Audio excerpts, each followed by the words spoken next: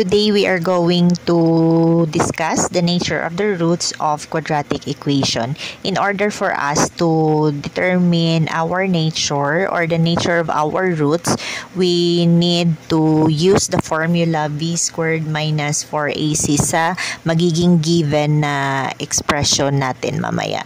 So, these are the discriminants na kailangan nating pagbasihan to determine ng nature nila.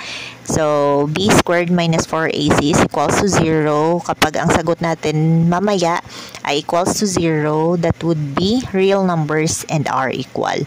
Next one, if ang b squared minus 4ac natin is greater than 0 and is a perfect square, that is rational but not equal. So when we say perfect square, that would be 1, 4, 9, 16, 25. So perfect square. Next, b squared, this one, we jump this one first. b squared minus 4ac is greater than 0 but not a perfect square. That is irrational and not equal. And the last one, we have b squared minus 4ac is less than 0. So the nature is no real roots. We have here our examples.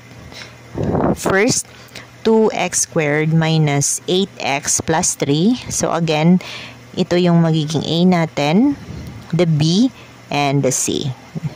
Gagamit tayo ng formula na b squared minus 4ac is equals to, yung b natin is negative 8 squared minus 4, yung a is 2, and yung c natin is 3. Then, let us solve. 8 squared, so negative 8 squared is positive 64. Then, 4 times 2 times 3 is 24. So, positive lang siya. Then, ito yung sign natin. So, the answer is 40. So, dahil mas malaki yung 40 natin, so ito yun, and is, ito pala yun, and is not a perfect square. So, ang nature niya is irrational and not equal kasi hindi naman siya perfect square. Second number, 4x squared plus 10x plus 4. Again, we are going to use the formula b squared minus 4ac. So, ang b natin is 10. 10 squared minus 4. A is 4. And c is 4 also.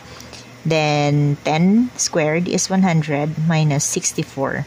So, 4 times 4 times 4 is 64. Then, the answer is 36. Since ang 36 natin ay isang perfect square, ang answer natin ay rational but not equal. So, yan po ang ating nature.